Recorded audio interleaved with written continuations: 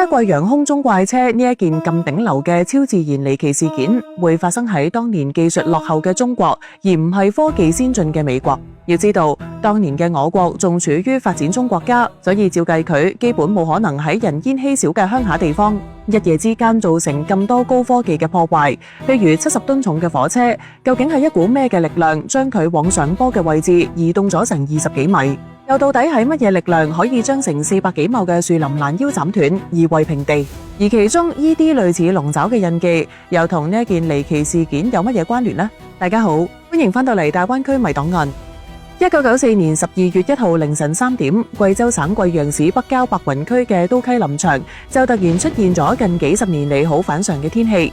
聞說當時行雷閃電仲落埋冰雹，之後冇幾耐仲傳出咗一聲巨響，徹底將附近嘅村民全部從睡夢入邊嚇醒晒。咁所以好多人想八卦下發生咩事，就透過自己屋企嘅窗口裝出去睇。點知出奇嘅係，就喺呢個 moment， 成10幾個村民同林場值夜班嘅工人都話睇到天上面有2個異常光猛嘅光點，而且誇張嘅係，佢哋從好細粒光放大到可以遮得住半個天，仲要越嚟越大聲，發出啲好似蒸汽火車喺路軌上行駛緊嘅聲音咁，十分可怕。當時好多村民驚間屋會冧，就想第一時間衝出屋外逃生。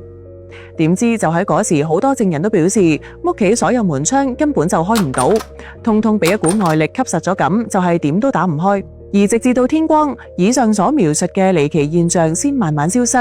不過一波未平，一波又起。事關喺恢復平靜之後，啲村民就陸續發現都溪林場好多個片區都遭受到大面積嘅破壞，損失非常慘重。特別係馬家塘林區呢一度幾百畝嘅松樹林，通通都被攔腰斬斷，十分詭異。現場一片混亂，形成咗一條長約3公里、寬170至310米嘅帶狀破壞區域。而呢一段歷史傷痕，直到而家都仲清晰可見。不過成件事最離奇嘅仲喺後面，因為除咗林場之外，喺附近嘅呢一間車輛廠所遭受到嘅破壞，譬如支撐住車間頂棚嘅呢4條空心鐵通，佢哋每條直徑都有成10厘米。但係事發之後有2條就無緣無故被一股外力壓到變晒形，而事後調查人員指出，造成呢碌鐵通嘅扭曲程度，當時就起碼要成噸重嘅力先得。不過神奇嘅仲喺後面，事關其餘嗰2條鐵通仲離譜，居然呈現出切口平滑嘅現象，同之前嗰2條壓彎嘅手法好唔同。而且離譜嘅係，現場根本揾唔到任何加工呢4碌鐵通嘅證據，所以之後經調查人員推斷，呢種情況根本冇可能係用普通工具又或者自然力量而造成㗎。不過當然，以上嘅疑問如果真係有心自導自演都係可以實現。但係跟住嚟呢一列廢置嘅火車離奇遭遇，就應該可以打消晒人為造假嘅諗法啦。因為直至今日，我哋都解釋唔到呢列重達70幾噸嘅火車車廂喺車轆俾鐵鏈鎖住，固定喺軌道嘅情況下，點解仲可以喺一夜之間向住上斜方向移動咗成20幾米，而且現場同樣又係不留痕跡，十分詭異。另外喺事發之後嘅第2日，車輛廠嘅工人仲喺廠房出邊嘅水泥地度發現咗好幾處帶有巨型爪印嘅圖案。重點係呢一啲圖案佢唔係表面痕跡，而係好似水泥地未乾就俾人印咗上去而形成嘅爪印印記。其次喺好多爪印隔離仲發現咗類似燒焦過一樣嘅痕跡，之但係出現爪印嘅水泥地大話都已經鋪咗成5年啦。而最令人費解嘅係，有工人發現喺呢啲龍爪印區域停留過之後，手錶原本正常嘅時間都會比實際時間慢20分鐘，而且呢一種情況都陸續喺好多名工友度得到證實。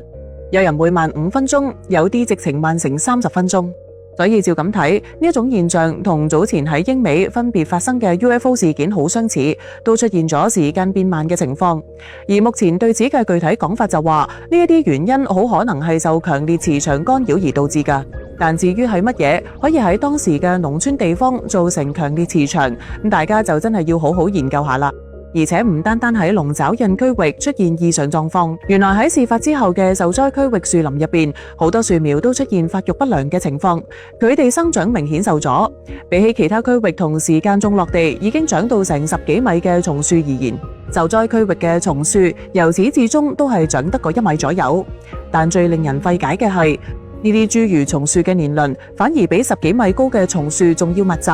通俗嚟講，即係佢哋生得又矮又老。而呢啲完全無法用常理解釋嘅現象，就同另外一個世紀謎題麥田怪圈好相似，因為佢哋都出現咗大規模嘅磁場混亂同埋燒焦痕跡，而且喺事發之前都出現過同樣嘅不明光點。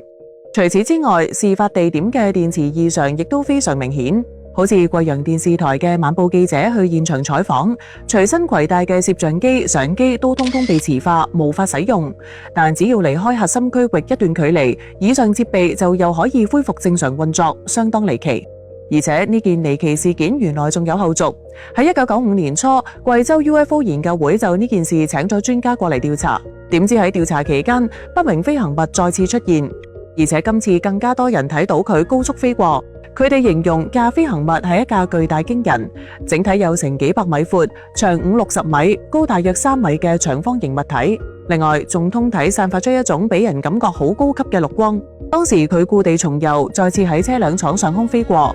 不過奇怪嘅係，今次冇明顯嘅火車聲，亦都冇再造成嚴重嘅破壞。但唔好開心得咁早，因為呢一次故地重遊只係一場靜默嘅展示，而跟住嚟嘅第3次碰面就冇咁友好啦。1995年2月9號晚黑9點04分，中原航空公司一架從廣州白雲飛往貴陽呂莊嘅波音737客機，雖然喺14000尺嘅高空度偵測到飛機嘅右前方出現咗一個不明物體，而且仲正向住機體方向移動。其次可以確認，當時貴陽呂莊機場屬於軍民兩用機場，所以呢個物體一定唔會係我哋人類嘅設備。另外，雷達顯示出佢嘅飛行路線非常飄忽不定。嚴格嚟講，佢係一架無視飛行慣性嘅飛行物，因為之後現身嘅佢，居然可以喺波音737客機嘅機頭前方展示出對於人類而言匪夷所思嘅左右橫移技術。更出乎意料嘅係，機組人員仲描述話呢一個物體識得不斷變化外形，一時係飛碟嘅原型，一時又會變為菱形。當時機組即刻向塔台匯報此事。隨之機場地勤亦都迅速將此事匯報俾軍方，並且好快通過軍用雷達確認咗呢架物體嘅真實存在性。只可惜多個地面防空設備嘅火控技術都冇辦法鎖定該目標，所以呢架不明飛行物喺當時可以話以一種肆無忌憚嘅挑釁方式威脅緊成架客機嘅安全。期間，客機曾經多次調整高度避讓，但係點都撇唔甩呢架不明飛行物。最後塔台經軍方批准，要求客機作緊急降落，而將高度降到距離地面只有900米嘅時候，呢一架不明飛行物先至喺雷達上徹底消失。而喺整個過程入邊，足足攔截咗我哋嘅客機成9分鐘有多。對於當時嘅呢班機組人員，係一次非常巨大嘅隨機性考驗。以上就係貴陽空中怪車事件最受爭議同至今難以解釋嘅一大堆關鍵疑點啦。而喺呢幾十年入邊，各路專家諗爆頭去試圖解釋一連串嘅離奇現象，譬如綠龍捲、下擊暴流、球形閃電以及人造飛行器實驗等等。咁我哋先講龍捲風，佢的確可以解釋火車位移同鐵通截斷等問題。不過矛盾嘅係，貴州城70年嘅氣象記錄入邊都從未有過龍捲風嘅記載。而且龍捲風嘅旋轉力通常會將樹木扭斷，就好似扭麻花咁，所以根本同現場樹木被攔腰斬斷嘅情況好唔同。另外再講講下擊暴流呢一種假說，喺狂風雷暴加埋落冰雹嘅情況下，的確會形成呢一種罕見嘅自然現象。但係佢嘅破壞會大概率呈現輻射狀，而唔係現場指向性極高嘅帶狀分布。其次，佢同樣冇辦法解釋例如火車車廂以及鐵通切頭平滑嘅根源性問題。咁我哋再講講球形閃電，的確佢可以解釋發光體同電磁干擾，甚至樹木年輪增加以及時間變慢嘅困難問題。不過佢同樣都冇辦法解釋爪印同被切割平滑嘅鐵通問題。何況呢一種現象極為罕見，係一種到目前都未完全俾科學界理解嘅物理現象。咁講完三大自然現象嘅假說之後，我哋再講講人造飛行器假說。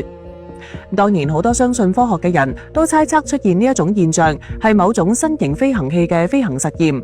不過由於技術尚淺，又遇到惡劣天氣，所以就導致故障發出爆炸聲之後被迫就近降落。但大家試諗下，如果真係有咁巨型嘅物體低空飛過，點解所有目擊者都只係形容見到綠色光點，而冇人講得出飛行器嘅具體外形呢？而且車輛廠嘅好多問題依然都係冇辦法解釋，所以之後就有人覺得其實呢一件係一件自編自導嘅案例，為嘅就係促進當地旅遊業。情況就好似好多人認為美國假登月咁。不過講真，樹木喺幾時都屬於寶貴資源，你故意去破壞幾百畝嘅樹林，唔通國家會袖手旁觀咩？而且喺1994年嗰個落後年代，浪費大量嘅人力物力去偽造呢件事，具體嘅回報又係乜嘢呢？另外值得注意嘅係，今次事件同上世紀著名嘅通古斯大爆炸具有相似性，就係兩者都造成咗大面積樹林呈帶狀嘅破壞分佈，而且現場都揾唔到常規爆炸或者撞擊坑嘅證據，所以就有人覺得貴陽空中怪車事件係由一堆體積較細嘅彗星喺林場上空空爆而造成嘅災害事件。但係當中關於車輛廠一連串嘅離奇細節，我哋真係點都冇辦法喺科學角度去解釋。因此除咗佢，仲有咩力量可以咁高效率喺深夜時分製造出咁大陣仗嘅破壞呢？唔通真係好似科幻電影咁？當年有一架成棟樓嘅巨型外星飛船，選擇喺中國貴陽作訪問地球嘅落腳點。而由於第一次抵達我哋嘅星球就遇到惡劣天氣，所以佢哋飛咗一段時間，穩陣起見，就諗住去個人煙稀少嘅地方進行降落，並順便對地球進行資料樣本採集。因此就係咁，喺低空飛過林場嘅時候，嘈醒晒班當地居民。而正正因為佢哋都唔熟悉地球，就冇意識去關閉可能會對地面造成損害嘅飛船動力裝置。所以最終呢種遠超人類認知嘅科技喺低空飛行時就造成咗強大嘅氣旋同埋輻射，導致大面積嘅樹木被攔腰斬斷、吸實門窗，甚至火車移位等等嘅情況。同時正因為咁，事後林場附近好多地方就俾呢一種科技搞到磁場混亂，例如樹木年輪增加、手錶時間變慢，而車輛廠嘅嗰4條鐵通同埋爪印，有可能係佢哋降落之後作樣本採集而留低嘅一連串證據。譬如喺低空飛過嘅時候，其中有2條鐵通就已經俾強大嘅氣旋壓彎咗，導致成個車棚都搖搖欲墜。所以佢哋見到呢個情況之後，就索性用自己嘅工具將其餘2條鐵通進行切割，令成個車棚可以穩定咁放喺地面，唔會傷及無辜。而且點解就得車輛廠損毀嚴重並發現爪印？我覺得係因為佢哋喺低空飛過嗰時就觀察到呢度有合適嘅人類文明科技可以作為參考，因而喺之後呢一班外星文明嘅樣本採集機器就喺車輛廠逗留嘅時候留低咗類似爪印嘅支撐痕跡。咁當然，以上嘅推測帶有強烈嘅主導性，所以大家將佢當古仔咁聽下就算啦。因為唔排除大概率只係我哋人類對大自然嘅認知太短淺啫。咁今日就同大家傾到呢度，好多謝捧我場嘅各位。而如果大家對呢件離奇事件有咩唔同嘅睇法，記得踴躍參與評論，分享出你嘅獨特見解。不過希望部分觀眾唔好咩都喺前面加句粗口，我哋要做個好嘅榜樣，俾下邊班細路仔睇，先至會令傳承官方語言粵語變得有意義、有價值。咁我哋下期再見，拜拜。